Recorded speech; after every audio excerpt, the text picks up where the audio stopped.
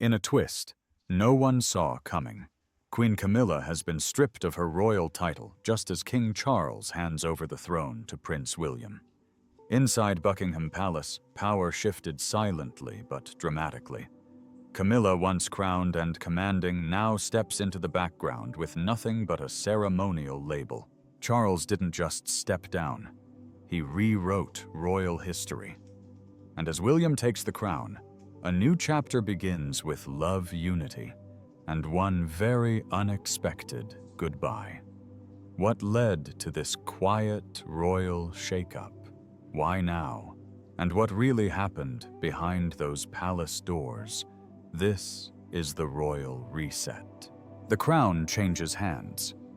It happened behind the palace doors quietly, yet history-shaking. Inside the throne room, King Charles made a decision that would change the monarchy forever. With a slow, deliberate motion, he passed the crown to Prince William, not because of tradition or pressure, but because of urgency. There was no grand announcement, no long speeches, just a heavy silence, and a moment no one saw coming. Camilla stood off to the side, watching without a crown, without authority. Her role was clear observer, not queen. Senior aides were left stunned as Charles broke from formality and embraced William. That one hug said it all. One king was stepping back and the future was stepping forward. This wasn't just a ceremonial shift. It was a surrender of power, a deliberate choice made by a king who knew his time was up. Charles didn't falter. His hands didn't shake. But his eyes said everything. This was a farewell. William didn't reach for the crown. He walked toward it slowly, not with eagerness, but with duty. The moment felt heavy but right. And when he looked at his father, not the crown, you could feel the shift, respect, responsibility, readiness. The monarchy didn't just pass from one man to another, it evolved. With Camilla in the shadows, and Catherine standing strong beside her husband, a new royal chapter had quietly begun. Camilla's title stripped. Just hours after the crown changed hands, Buckingham Palace issued a quiet but shocking statement. Effective immediately, Camilla would no longer serve as queen. Not in title, not in duty. Her new role, Queen Consort Emerita. A ceremonial name, no power, no influence. And most importantly, no crown. It wasn't loud, it wasn't messy, but it was final. During the ceremony, Camilla wore no royal regalia, and afterward her name was missing from all official releases. Her staff were informed, her duties were cancelled, her public calendar was cleared. It was a royal reset, executed with silence, not scandal. Inside the palace, there were no tears, just a quiet acceptance. The woman who had once fought to be recognized was now being written out of the story. Gracefully, deliberately, completely. Her crown was removed. Not in front of the cameras, but in the privacy of her chamber. A symbol taken away without a word. It was clear. This was no longer her era. Charles' final royal act. Before the official handover, King Charles had one last conversation, and it was with Camilla. Privately, he said the words no one expected to hear. It's time. He didn't give orders. He didn't apologize, but he made it clear. He was stepping down, not just for himself, but for the future. Insiders say Camilla simply nodded, tearful, calm. And then she whispered back, I understand. There had been whispers for months about Charles's health, his growing exhaustion, his desire to give William space to lead. But in that final moment, it wasn't about strategy. It was about peace. Charles didn't want chaos. He wanted clarity. His last move as king wasn't ceremonial. It was deeply personal. He had nothing to prove, no throne to protect. He just wanted the monarchy to survive, and for his son to thrive. That single decision made in private felt around the world. Wasn't just a royal act. It was a father's sacrifice. And with that, Charles walked into history. Not defeated, but done. William takes the throne. As the crown sat waiting, all eyes turned to Prince William. But he didn't rush toward it. He didn't smile. He took a breath, glanced at his father, and walked with a weight that only he could feel. This wasn't just a prince stepping into his destiny. It was a man stepping into history. The room stayed silent. Even the air seemed to hold its breath. William approached the throne not like a man claiming power, but like a son honoring a legacy. His first glance wasn't at the crown. It was at King Charles, the man who had just let go of everything.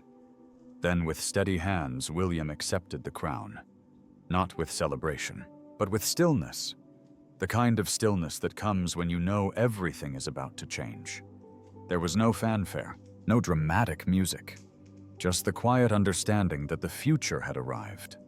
From the corner, Catherine stood tall, eyes locked on her husband. She didn't need a title to be powerful in that moment. She already was. Together, they looked like the beginning of something new. For years, William had waited, prepared, carried the burden, and now finally he had taken the throne. But not for glory, for duty.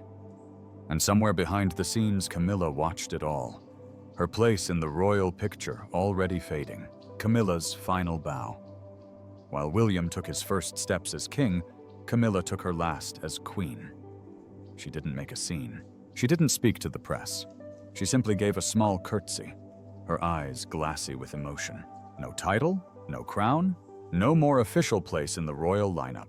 And yet the gesture was filled with meaning.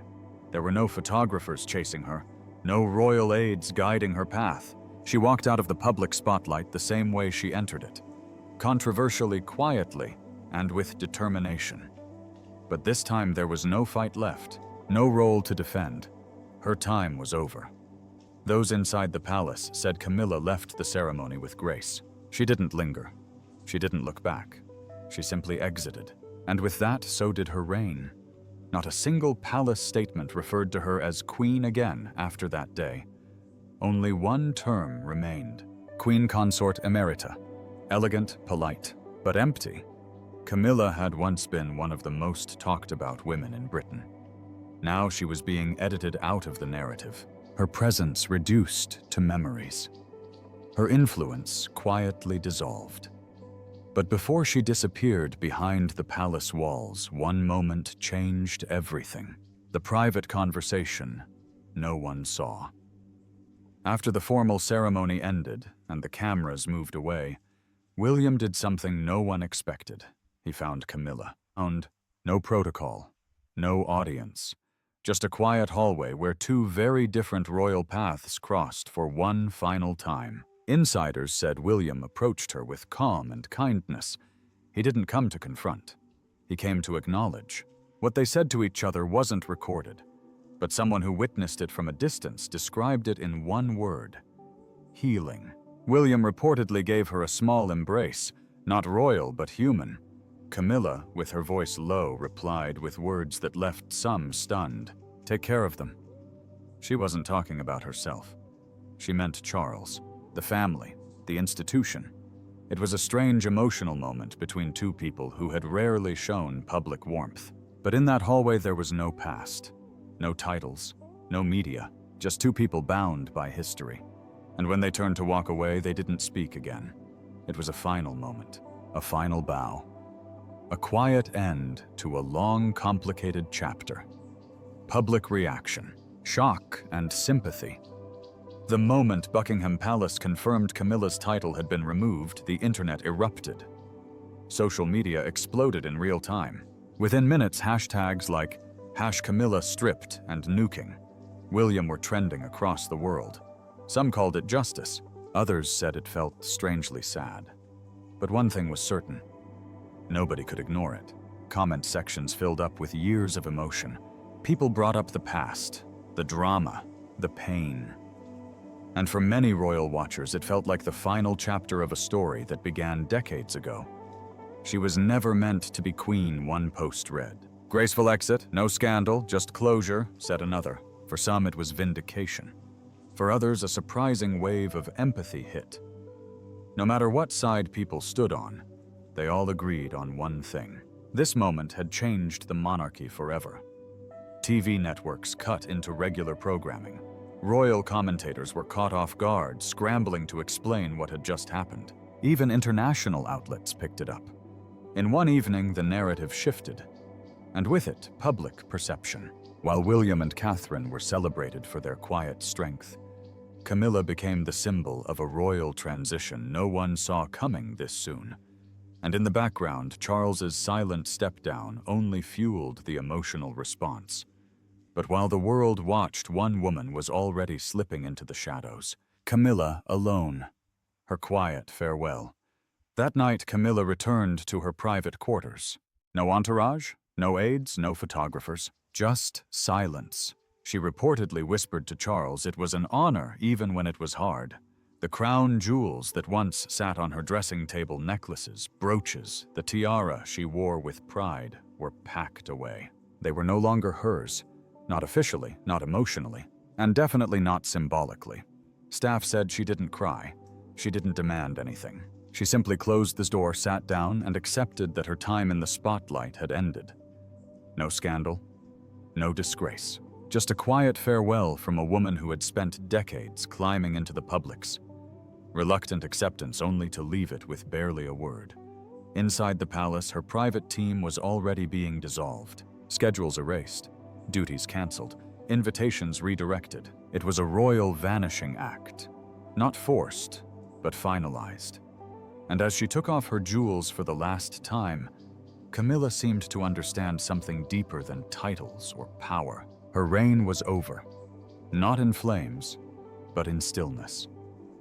And in the days that followed, the man who brought her into that world took his own step into the shadows. Charles steps into the shadows. After years on the throne, King Charles stepped back without a single protest, without a fight, and without fanfare. There was no televised goodbye, no farewell banquet, no final parade down the mall.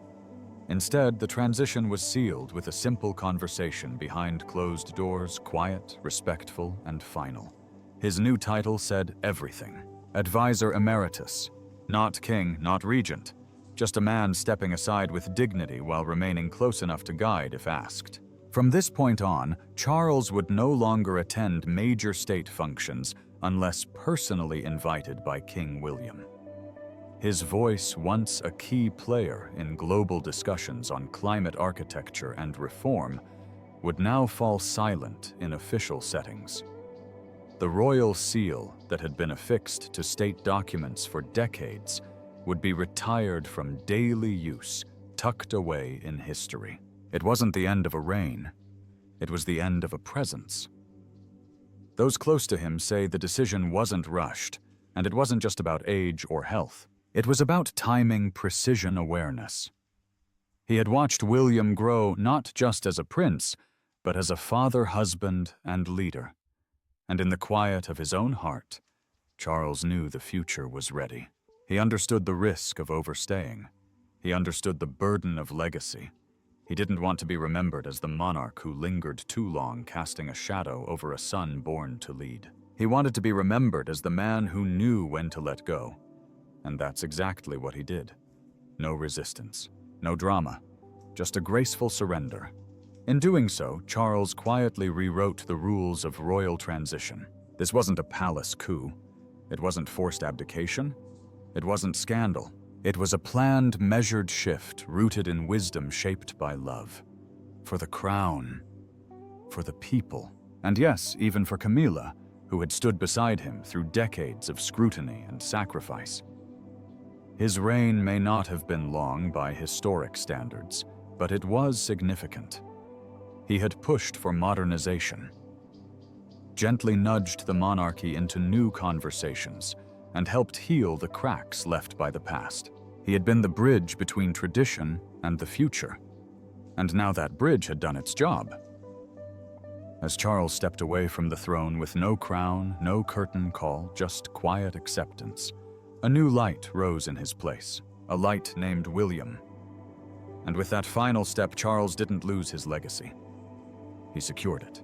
Catherine's rising presence. In the middle of all the change, Catherine, Princess of Wales, became the monarchy's emotional center. She didn't give a speech. She didn't post online, but her actions said more than any words ever could. At the state dinner that followed, the handover cameras caught a quiet moment. Catherine gently guided Camilla to her seat, offering her a soft look and a small, respectful smile.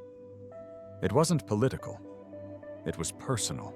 That gesture echoed across the world. People saw more than a princess. They saw a future queen who leads with empathy, not ego. In a royal family long criticized for coldness, Catherine had become the warm, steady force, keeping it human. She didn't fight for power. She didn't push anyone out. But slowly, surely, her influence had grown. Now, with Camilla stepping aside, her presence was no longer in the background. It was front and center. In palace halls, aides began referring to her differently. Not just Her Royal Highness, but our anchor. She wasn't just standing beside the king. She was holding up the monarchy's emotional core. And in doing so, she quietly reminded the world that compassion has power too. Because as one queen faded out, another quietly rose. Royal households restructured. The morning after the crown passed to William, everything inside Buckingham Palace felt different. The atmosphere had shifted. The corridors were busier, the energy sharper. Phones rang earlier, voices lowered as they spoke, and the scent of urgency filled the air. It wasn't panic, it was purpose. Royal aides, many of whom had served under multiple reigns, moved with a kind of silent coordination. Files were carried. Doors opened quickly. Briefings arrived not by the hour, but by the minute. The transition had begun, and it wasn't waiting for anyone. For months, some had quietly prepared for this moment. Still few believed it would come so soon. The first signal of change came swiftly. Camilla's private office was dismantled. Staff were summoned. Teams that had worked closely with her for years were thanked and then released. Her senior advisors were offered dignified exits, early retirement, quiet reassignment, or voluntary withdrawal from public service. But the message was unmistakable. Camilla's era was officially over. Her public calendar, once filled with charity engagements, gallery visits, and overseas receptions, was cleared in a single day. No slow fade, no farewell tour, just an immediate and complete erasure of her official role. By mid-morning, the charities under her name were already in talks for reassignment. Some merged under broader royal umbrella programs. Others were handed directly to Catherine, now operating with new authority and quiet confidence. Insiders said Clarence House underwent an overnight transformation. The rooms once reserved for Camilla's planning meetings were cleared of her portraits, stationery, and personal decor. In their place, the crest of the House of Wales. Every file, every emblem, every small reminder of the old order was replaced with a new vision. And it didn't stop there. Public-facing departments were restructured. Media teams were reshuffled. Longtime communications leads were replaced with younger strategists, loyal to William and Catherine's modern vision. Even uniforms were updated, subtle tweaks to color and cut, signaling a fresh tone. What began as an internal shakeup quickly evolved into a full-scale rebranding of the monarchy. William and Catherine now held the reins not just symbolically, but practically. Every meeting, every invitation, every decision was made through their oversight. The old hierarchy was quietly retired. And within just 24 hours, one truth became undeniable. A new royal rhythm had begun. Sharper, quieter, stronger, built not around tradition, but around the future. William's first decree as king. Later that week, in a moment, the world had waited for King William stepped forward and addressed the nation. He didn't wear a robe. There was no golden throne behind him, just the national flag soft lighting and a man finally stepping into his destiny. The speech wasn't long, but every word mattered. He looked directly into the camera. No script in hand, no teleprompter flicker in his eyes. And then he spoke the words that would echo for generations. A new era begins. With unity, with service, with love. The nation didn't breathe. The silence wasn't awkward. It was sacred. He began by honoring his father, not just for his reign, but for something more rare in royalty, knowing when to let go. He thanked King Charles for his wisdom, for his strength, and for stepping aside with grace. Then his gaze shifted, and with a softer tone, he acknowledged Camilla. She stood by the king when few did, he said quietly. That deserves our gratitude. No embellishment, no grand tribute, just truth. But what truly caught the hearts of millions wasn't the content. It was his tone. Calm, strong, and deeply human. This wasn't the voice of a distant monarch. This was a man grounded in family, shaped by grief, and driven by purpose. He didn't present himself as untouchable royalty. He spoke as a husband, a father, and a son. He didn't lean on tradition. He leaned into connection. He didn't list a string of political goals. There were no loud reforms or flashy promises. Instead, he made a single vow, to serve the people not just as king, but as a listener. He spoke of unity in a divided world, of transparency in an age of skepticism, of compassion in a family still healing from wounds the public never fully saw. "I do not wear this crown alone," he said. "I carry it with you and for you." And as he spoke, even longtime critics paused. There was something different in the air. A new tone, a new temperature, a sense that perhaps for the first time in decades, the crown didn't feel cold. It felt close. By the end of the speech, the message was unmistakable. This monarchy would no longer hide behind history. It would move forward with humanity, with humility, and with heart. And in that moment, the monarchy didn't just feel different. It felt reborn. Let me know if you'd like me to expand any other section or craft a custom video teaser or narration script from this one. A chapter closed, a legacy rewritten. Camilla entered royalty through whispers, controversy, and relentless headlines. But she exited in silence, without a scandal, without applause, and without the crown she once fought so hard to wear. Her story had always been complicated. Some called her a survivor. Others called her a disruptor. But on her final day in the public eye, she was neither. She was simply a woman bowing out with dignity. Charles didn't fall. He stepped aside.